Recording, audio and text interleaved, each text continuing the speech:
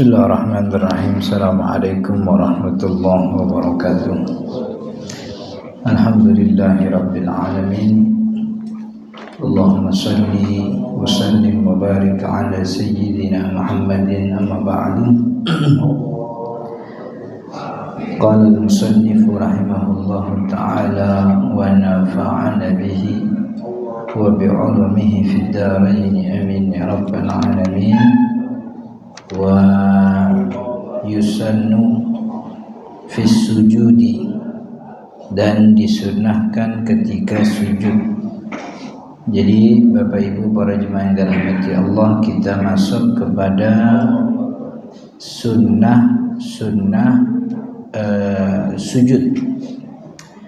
Kalau rukun sujudnya udah kita lewat, udah kita bahas. Jadi kalau sujud itu harus yang harus dilakukan adalah menempelkan 7 anggota tubuh di atas tanah. Itu untuk dikatakan sempurna, bukan sempurna, dikatakan sujud tuh kalau 7 anggota tubuhnya udah nempel semua. Kalau belum nempel semuanya, belum sujud itu. Jadi 7 anggota tubuh itu jidat, telapak tangan kanan, telapak tangan kiri, lutut kanan, lutut kiri, lalu telapak jari jemari kaki kanan, telapak jari jemari kiri.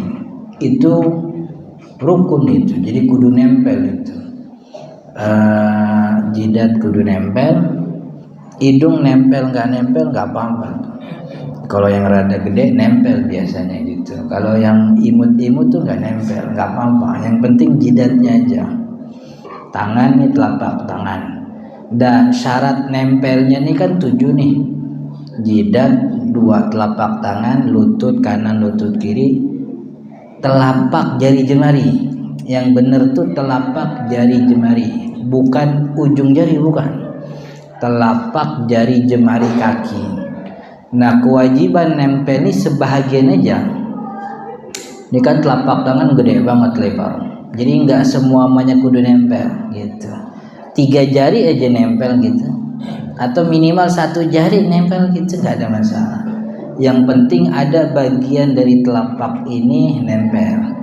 Jidat juga sama, ada bagian jidatnya nempel gitu. Artinya kalau sini rada susah, miring dikit Ustaz, boleh nggak apa-apa begitu, jidat miring gitu. Habis yang sini rada sakit dia jidat miring. Yang penting jidatnya nempel. Ya, bisul gitu. Terus anaknya ngeliatin, besok-besok anaknya sujud miring juga, ngikutin bapak gitu. Dengkul, nah termasuk jari jemari kaki. Jadi dari 5 jari itu minimal ada 1 aja yang ketekuk begitu. 1 aja yang ketekuk. 1 ketekuk, itu syarat. Itu rukun itu. Nah, kalau 7 ini belum nempel, belum sujud namanya. Ada orang sholat subuh rakaat kedua. Mestinya rakaat kedua ada sunnah kunut. Bagi mazhab Syafi'i kan begitu. Lalu ketika rakaat kedua lupa sampai akhirnya dia sujud. Menjelang sujud baru ingat dia. Jadi baru nempel dengkulnya aja ingat. Kunut. Boleh dia berdiri lagi. Jadi kan untuk bacaan gerakan yang tertinggal boleh kita balik selama kita belum masuk rukun selanjutnya. Gitu. Nah, yang disebut rukun sujud itu 7 anggota 7 nempel. Kalau belum nempel begitu, dengkulnya udah nempel, tangannya udah nempel. Ini tinggal jidatnya aja nih, mau diterusin apa enggak. Kalau mau terus, tapi kalau mau naik dia untuk baca doa kunut sah, nggak ada masalah gitu. Sama seperti orang yang tahiyat awal rakaat kedua, dia lupa berdiri aja. Kan yang dikatakan berdiri itu seluruh tulangnya lurus. Itu kalau dengkulnya belum lurus, boleh dia turun lagi. Dia udah bongkok begitu. udah bongkok mau berdiri, lututnya udah lurus, tinggal badannya aja naik. Belum dikatakan berdiri kalau belum lurus, maka dia boleh turun lagi gitu. Itu boleh balik kepada rukun sebelumnya kalau ada yang tertinggal selama rukun selanjutnya tuh belum dapat gitu. Itu syarat sujud tuh ya. Sekarang kita belajar sunnahnya. Kemarin sunnah i'tidal, sekarang sunnah sujud. Wad'u rukbatayhi, sunnahnya yang pertama wad'u rukbatayhi thumma yadayhi. Maksudnya nih jatuh awal yang pertama itu adalah lututnya. Ini versinya mazhab Imam Syafi'i, sujud itu didahului dengan lutut, setelah lutut baru tangannya gitu. Jadi sebenarnya ini jadi masalahnya, bukan masalah yang disepakati. Versinya mazhab Imam Syafi'i, sujud itu mulainya lutut dulu baru kemudian tangan. Habis tangan summa jabhatihi, kemudian jidatnya, wa anfihi, kemudian hidung. Maksyufan, hidung wajah jidat dan hidungnya tuh maksyuf. Maksyuf itu bersih, bukan bersih, tidak terhalangi apa-apa. Jadi langsung ketemu tempat sujud. Itu sunnah Syafi'i begitu. Tapi dalam mazhab Imam Malik itu justru sunnahnya tangan dulu. Jadi ketika dari i'tidal dia turun itu yang disunnahkan tangan dulu. Tangan baru kemudian lutut. Karena ada hadis Nabi Muhammad SAW gimana yang bilang la yabruk kama yabrukul ba'ir. Jangan kalian duduk, yabruk itu turun seperti turunnya unta gitu. Saya juga nggak pernah lihat tuh unta, saya nggak pernah merhatiin gitu unta kalau turun bagaimana gitu.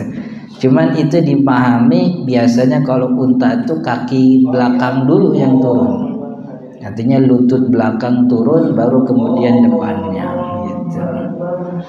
Sedangkan Imam Syafi'i bilang justru riwayat Wa'il bin Hujr, salah seorang sahabat Nabi, yang menyampaikan kepada kita tentang bagaimana Nabi Muhammad sujud. Nabi Muhammad sujudnya ya lututnya dulu. Jadi berangkat sujud lutut dulu, baru kemudian tangan, baru kemudian kepala. Nah nanti naiknya berurutan juga tuh. Yang terakhir nempel, dia yang pertama naik, pala dulu. Pala naik, habis itu kemudian tangan, habis tangan baru lutut. Itu begitu sunnahnya. Ini sunnahnya mazhab Imam Syafi'i. Artinya antara ulama Syafi'i dan ulama yang lain soal bagaimana turunnya memang berbeda, tapi intinya sama, bahwa semua sepakat sujud itu rukun, maka harus sujud. Cuman model turunnya yang mana dulu itu yang jadi perdebatan gitu.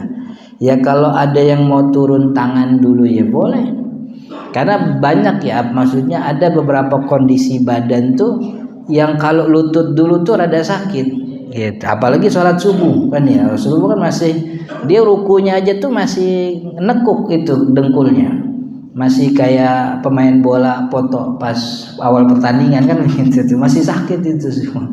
Maka terserah apa gimana, yang penting sujud. Awal mulanya lutut dulu, tangan dulu boleh. Yang kagak boleh tuh kalau sujud pala duluan, nah itu nggak bisa tuh, susah itu. Itu kalau pala duluan tuh bunyi kayak nangka jatuh. Nangka jatuh dari pohon tuh malam-malam kan lumayan. Itu sujud.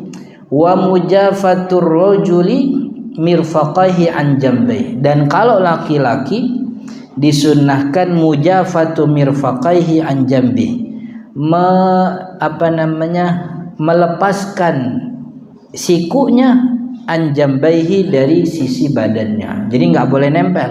Sebenarnya sih bukan nggak boleh, sunnahnya dilebarkan itu, sikunya jangan nempel ke bagian kiri kanan badannya, sunnahnya begitu. Ini kan memang sunnah, tapi kan kalau dalam sholat berjamaah tuh rada susah kan ya, rada susah untuk begitu. Maka kalau sholat jemaah dirapetin nggak apa-apa dah, justru lebih baik dirapetin agar tidak menyakiti jamaah kiri kanan yang lain gitu. Jadi mesti tahu mana yang kudu diprioritaskan. Kalau dia paksa mau ngerjain sunnah, tangannya dilebarin gitu, saya yakin abis sholat dia berantem ini gitu. Nggak usah nunggu abis sholat, lagi sholat kayaknya juga dia dikeplak tuh palanya gitu. Jadi ini apa namanya, sunnahnya memang seperti itu. Ini bagi sholat sendiri, tapi kalau berjamaah sebaiknya lihat kondisinya aja kan gitu.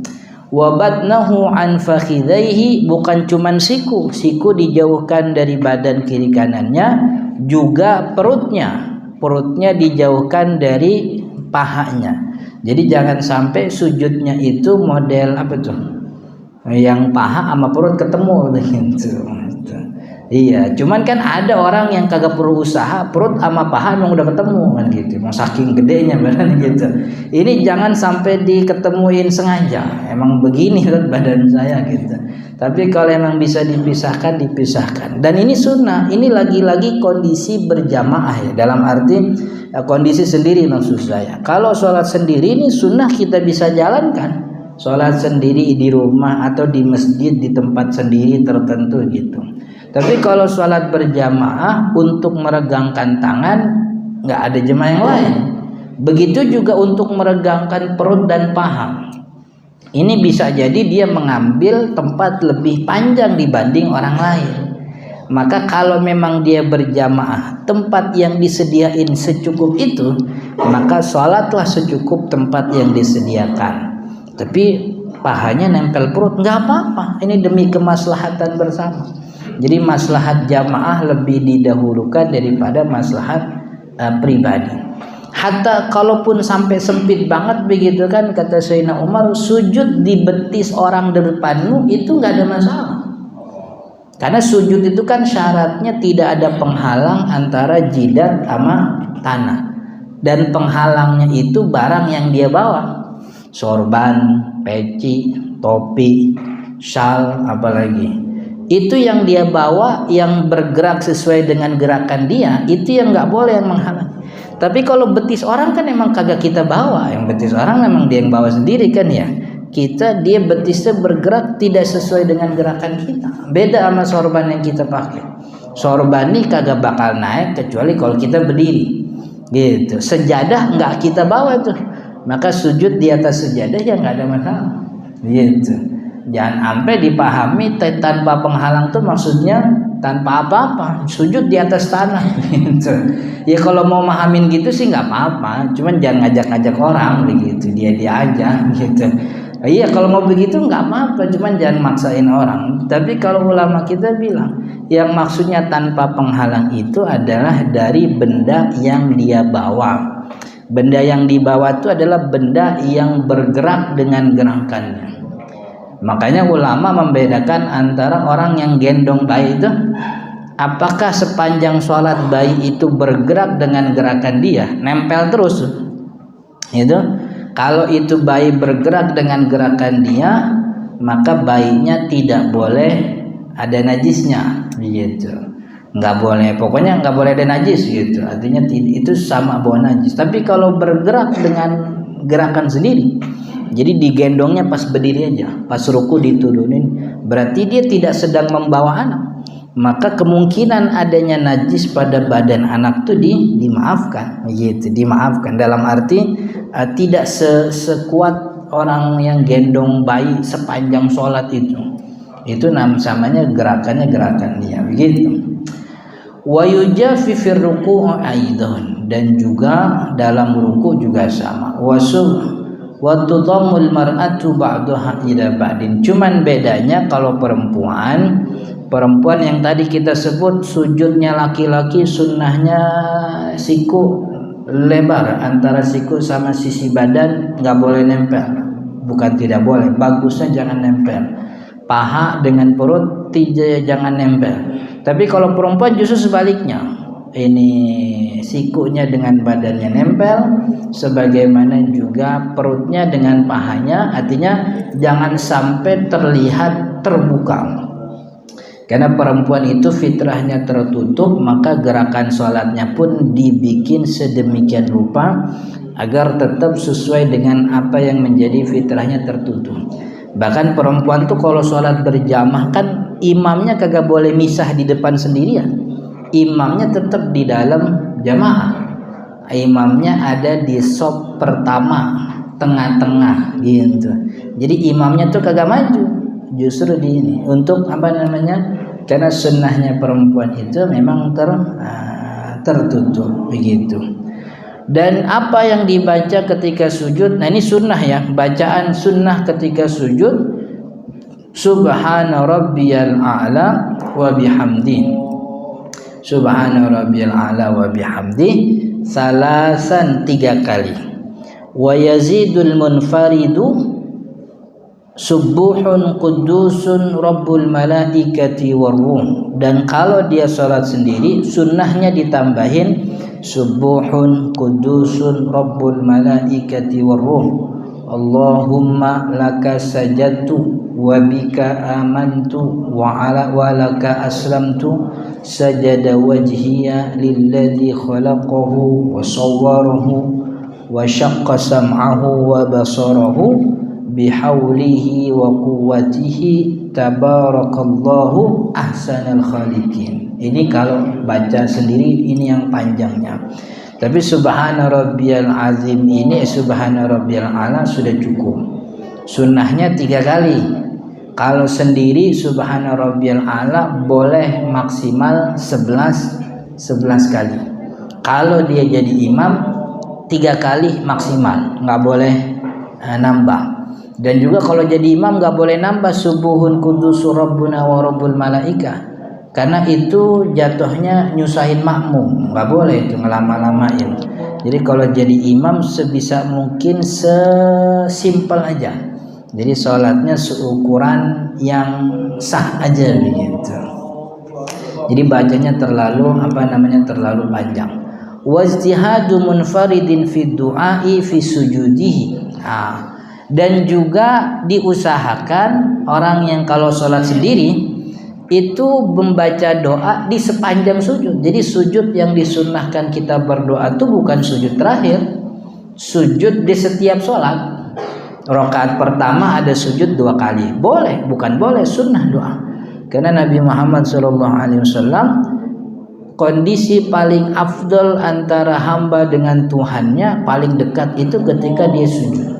Maka berdoalah ketika sujud faqaminun. Maka doa ketika sujud itu qamin. Qamin itu artinya terjamin untuk diijabah oleh Allah. Nah, terjamin itu berarti sujud itu berarti sujud apa aja. Tapi yang paling dekat tuh sujud sholat memang. Maka sepanjang sholat tuh ada berapa kali sujud itu disunnahkan berdoa. Kalau dia sendiri gitu. Saat kan katanya sujud rukun pendek, kagak boleh panjang, nggak boleh panjang emang. Jadi kalau mau baca doa ketika sujud nih, sujud pertama dia doa, kedua dia doa, maka pastikan tidak selama baca Al-Fatihah. Kan sujud rukun pendek, duduk di antara 2 sujud rukun pendek, i'tidal rukun pendek, ruku rukun pendek. Maka rukun pendek itu jangan dipanjangin. Apa yang disebut panjang dalam sholat, gerakan panjang itu berdiri. Berdiri itu gerakan panjang itu. Maksudnya lama gerakannya. Gerakan panjang ini berdiri, paling minimal dikatakan sah berdiri itu seukuran Al-Fatihah. Maka pada gerakan-gerakan pendek, lamanya jangan lebih lama dari Al-Fatihah. Gitu. Udah nyamain aja tuh udah makruh banget itu. Maka seukuran maka doanya di ini dah. Jadi kalau doanya panjang nih, doanya ada ada 20 biji gitu. Dipisah dah. Sujud pertama doanya ini, ntar sujud kedua mintanya ini, sujud ketiga mintanya ini, sujud keempat itu udah 2 rakaat tuh. Kalau kalau 4 rakaat kan 8 kali sujud gitu. Jadi setiap sujud disunahkan berdoa. Kalau sholat sendiri, kalau sholat berjamaah tidak disunahkan doa dalam setiap sujud.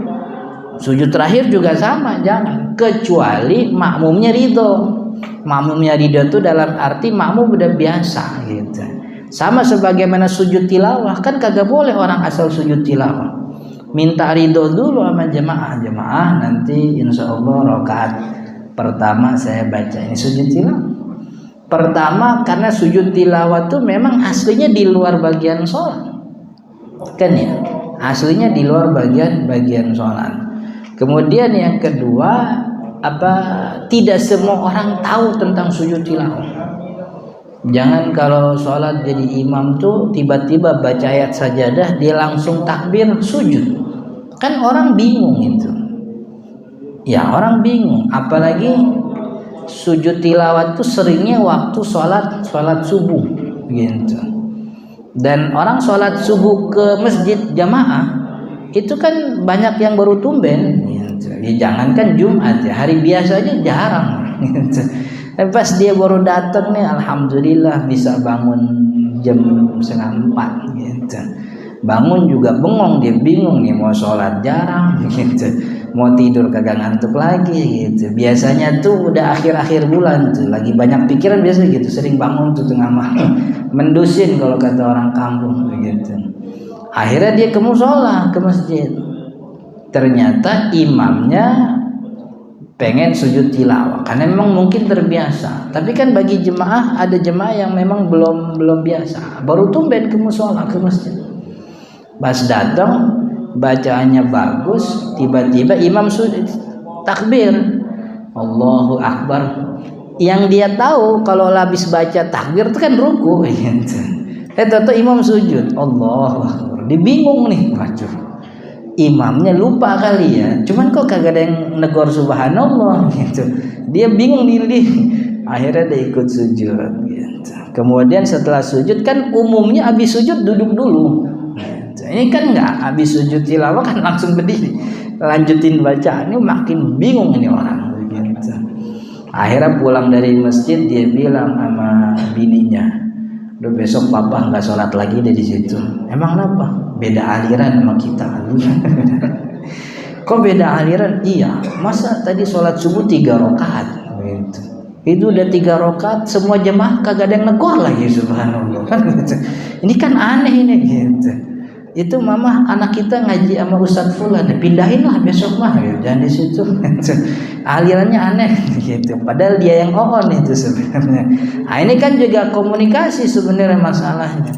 Si imam itu selain tugas merapikan barisan, itu juga punya tugas untuk ngasih tahu nih apa yang mau dibaca kan gitu. Umumnya sholat subuh itu mufassal mufassal awsat. Mufassal awsat itu surat-surat mufassal. Mufassal itu dari surat Al-Hijr sampai An-Nas. Dan itu kan dibagi 3 tuh. Nah, sholat subuh tuh umumnya mufassal al-awsat. Kayak surat Al-Hujurat, kemudian An-Naba, Wasyamsi Wadduhaha, itu umumnya tuh. Maka kalau dia mau pindah ke surat yang lebih panjang, wajib dia ngomong. Wajib minta izin itu. Saya hari ini mau baca surat ini gitu. Jadi yang umumnya kan wasyamsi wadduhaha, hal ataka, kalaupun panjang model Alif Lam Mim As-Sajdah, kemudian surat Al-Insan itu umum. Emang begitu sunnah dari Nabi Muhammad. Mufassal awsat dibaca rutin oleh Nabi Muhammad setiap sholat subuh rakaat pertama. Maka kalau mau naik lebih panjang izin dulu gitu. Ini juga sama nih. Sholat sujud tilawah di dalam sholat itu bukan umum. Nabi Muhammad jarang. Mungkin beberapa kali riwayat yang sampai kepada kita Nabi Muhammad di tengah sholat sujud tilawah. Itu yang saya tahu tuh cuma sekali doang.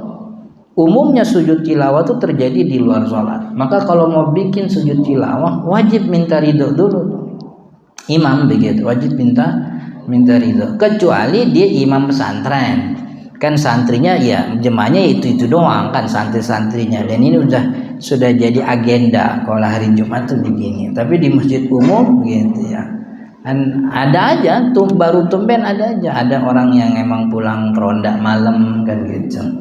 Ada yang emang pulang kerjanya emang subuh-subuh gitu. Ada tukang pasar induk mampir dulu di musola kan ya. Sholat gitu. Jadi ini apa namanya, imam tuh punya kewajiban. Wa tusannu fil julusi baina sajdataini. Kemudian sujud di antara dua sujud. Apa yang disunnahkan al-iftirash, duduknya iftirash. Iftirash itu menjadikan kaki kiri sebagai alas pantatnya. Dan ini sunnah. Artinya duduk di antara dua sujud itu duduk. Cuman mau iftirash apa mau tawarruk terserah. Cuman kalau mau dibilang yang sunnah, yang afdal ya iftirash gitu. Duduk di antara dua sujud gitu. Kalau dia tawarruk nggak apa-apa. Tapi yang afdalnya adalah iftirash, duduk di antara dua sujud. Iftirash yaitu menjadikan kaki kiri sebagai alas duduk pantatnya. Wa wad'u yadayhi qariban min rukbatayhi. Lalu meletakkan tangannya di dekat dengan lututnya. Jadi di atas paha dekat ke lutut begitu. Kalau ulama kita menerjemahkan, jadi jari jemari ini agak direnggangkan dikit begitu, artinya enggak renggang, biasa aja. Ujung jari yang paling panjang nih, jari tengah, berada di lutut gitu.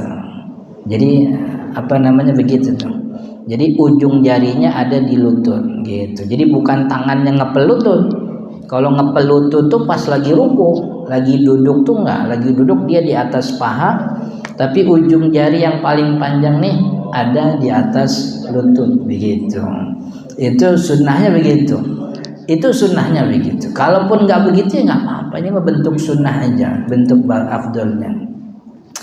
Qailan, kemudian sambil dia ucapkan apa yang diucapkan ketika duduk di antara dua sujud, Rabbighfirli warhamni wajburni warfa'ni warzuqni wa'afini wa'fu anni. Ada 7. Rabbighfirli warhamni wajburni warzuqni wa'afini wa'fu anni. 6 ya. Sunnahnya riwayat lain 7 tuh. Rabbighfirli warhamni wajburni warfa'ni warzuqni wahdini wa'afini wa'fu. 8 malah. Yang mana di sini nih Muqaddimah Hadramiyah bilangnya 1, Rabbighfirli warhamni wajburni warfa'ni warzuqni wa'afini wa'fu. 7 ya benar. 7. Riwayat lain 8. Rabbighfirli warhamni wajburni warfa'ni warzuqni wahdini wa'afini wa'fu anni gitu. Jadi kalau di sini Muqaddimah Hadramiyah wahdininya enggak ada. Riwayat ini wahdininya enggak ada. Langsung warfa'ni warzuqni wa'afini wa'fu anni.